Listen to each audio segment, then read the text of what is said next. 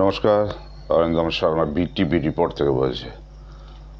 দর্শক, ভাঙবো অথচ মচকাবো না, বা মচকে যাব অথচ ভাঙবো না, এই ধরনের একটা কথা সকলেরই জানা আছে। প্যারা টিচার, এসএসকে, এমএসকে, সমগ্র শিক্ষার অন্তর্গত এই সমস্ত শিক্ষক, শিক্ষাকর্মী, একাডেমি সুপারভাইজারদের বেতন বৃদ্ধির বিষয় নিয়ে এই যে সমস্ত তথাকথিত নেতারা নবান্ন ঘুরে বা বিকাশ ভবন ঘুরে বেতন বৃদ্ধির একটা চূড়ান্ত সম্ভাবনা কথা জানিয়ে দিয়েছিল, সেই সম্ভাবনা যখন ধীরে ধীরে তার অস্তিত্ব বিপন্ন হতে চলেছে, তখন তারা কিন্তু ভেঙে না গিয়ে এমন যুক্তি খাড়া করে তুলছেন যাতে তাদের কথা মিলে যাবার জন্য এটাই দায়ী। সেটা হচ্ছে, যে জিও পলকে বেরিয়ে যাওয়ার কথা ছিল, তার আগেও অনেক দিনক্ষণ পার হয়ে গেছে। আশায় আশান্বিত হয়ে হতাশে ডুবে গিয়েছেন পাড়া টিচাররা। সেই ভবিষ্যৎবাণী কেন মিলল না, তার যুক্তি খাড়া হচ্ছে, যেটা সমাজ মাধ্যমে আপনারা দেখছেন যে কোনো প্রভাবশালীর কলকাঠিতে জিও আটকে ছিল বিকাশ ভবনে, এখন সেসব ঠিকঠাক চলে গেছে নবান্ন। কী করে বুঝবো, কী করে বুঝবেন, কী করে আপনারা বিশ্বাস করবেন? আচ্ছা, আপনারা গভীরভাবে ভেবে দেখুন তো, মাতৃগর্ভস্থ সন্তান ভূমিষ্ঠ হবার অপেক্ষায় নাকি মাতৃগর্ভে শিশু মৃত, এটা এখন গবেষণার বিষয় হয়ে দাঁড়িয়েছে। সেটা কে ঠিক করবে? আপনি সাধারণ মানুষ, আপনি সাধারণ ধারণাতে দিয়ে আপনি কি সেটা বুঝতে পারবেন? তার জন্য ডাক্তার দরকার। ডাক্তার বুঝবেন যে ভূমিষ্ঠ হবার অপেক্ষায় থাকা শিশুর বর্তমান অবস্থা কি। কিন্তু এমন অবস্থা দাঁড়িয়েছে, জিও নামক সেই অভীষ্ট লক্ষ্য, সেই তথাকথিত ভূমিষ্ঠ হওয়ার অপেক্ষারত শিশু এবং সিমিলারলি যে বহু প্রতীক্ষিত কোন গুহার অন্ধকারে পড়ে থাকা জিওটা, সেটা পৃথিবীতে মাটির ওপরে প্যারা টিচারদের সামনে যে ভূমিষ্ঠ হবে, সেটা তো এই মুহূর্তে ডাক্তারও বুঝতে পারছেন না। না, আমি কি বলছি সেটা একটু বুঝিয়ে বলি। এখন জিও নামক বস্তুটার এমন একটা অবস্থান হয়ে গেছে যে সেটা ইউএসজির দ্বারাও কিন্তু আর তার স্থান নির্ধারণ করা যাচ্ছে না।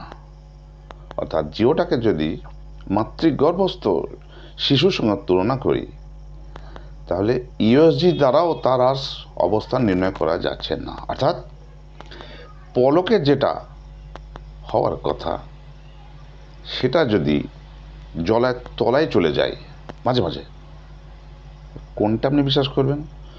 যে কোনো একটা আপনাকে বিশ্বাস করতে হবে।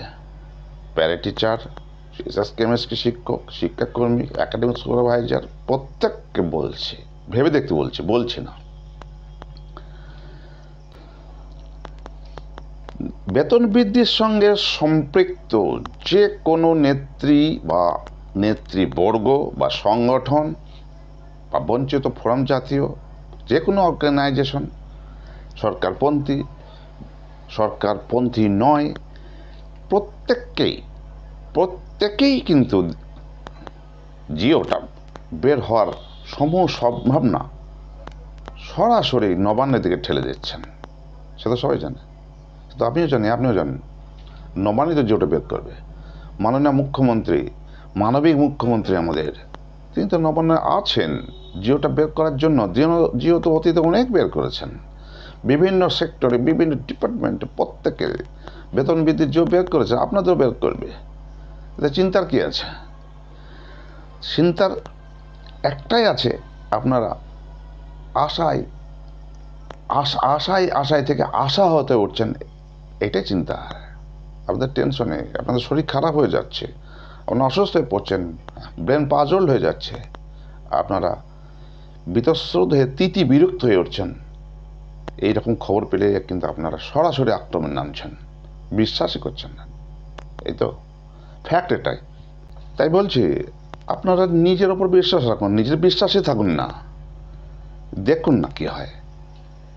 সবাই যখন বিকাশ ভবন থেকে ঘুরে এসে, নবান্ন থেকে ঘুরে এসে, এসপিডির কাছে ঘুরে এসে, মিশন থেকে ঘুরে এসে যখন রায় একটাই দিচ্ছেন, জিও তো রেডি, জিও তো ফাইল থেকে নড়ছে, ফাইল থেকে ফাইলে গেছে, টেবিল থেকে টেবিলে গেছে, শেষ বেলায় নবান্নে অপেক্ষা করছে, সে তো সবাই জানে। আপনারও ভাবুন না, ফাইল আপনি নিজেই তত্তর করে গিয়েছে, মাননীয় মুখ্যমন্ত্রী সই হবে, তত্তরিয়ে ঘুরে এসে কোনো একটা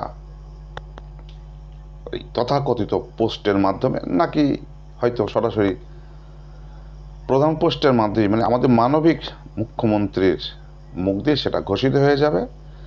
আপনারা তখন দেখবেন যে হ্যাঁ, জিওটা সত্যিই চোখের সামনে এসে হাজির। ক্রেডিট কাকে দেবেন? তথাকথিত নেতৃবর্গকে দেবেন, না নিজেদের আন্দোলনের ফলকে দেবেন? আপনারা আন্দোলন কি করেছেন? কজন আন্দোলনে গেছেন? 10 জন আন্দোলন করেছেন, 100 জন বাড়িতে ঘুমিয়ে থেকেছেন, আর আশা করেছেন যে জিওটা যারা লড়ছে, লড়াই করছে, তারাই নিয়ে এসে আমাদের হাতে দিয়ে দেবে, মনে আনন্দে আছেন। সেসব কিছুই না। বেতন বাড়বে, বেতন বাড়ার নিয়মে কোনো আন্দোলনে কিছু হবে না, কোনো প্রতিবাদে কিছু হবে না। এ অফিস অফিস বিকাশ ভবন ঘুরেও কিছু হয় না। এই সরকার নিজের তালে চলে, নিজের ইচ্ছাতে চলে। যখন মনে করবেন, আগেও বারবার বলেছি, আবার বলছি, বেতন বাড়ার সময় হয়ে গেছে, বেতন বাড়বে। মাননীয় মুখ্যমন্ত্রী অবশ্যই বেতন বাড়াবেন। সময় হয়তো সামনে আগত, তার জন্য আরেকটু ওয়েট করতে হবে। এবং জিওটা বের হওয়ার পর ক্রেডিট কিন্তু এই মানবিক মুখ্যমন্ত্রীকে দেবেন, নিশ্চিন্তে মুখ্যমন্ত্রীকেই ক্রেডিটটা দেবেন। এটাই ফ্যাক্ট, এটাই ঘটনা, এবং এটাই সম্ভব, এবং এটাই বিশ্বাসযোগ্য বিষয়।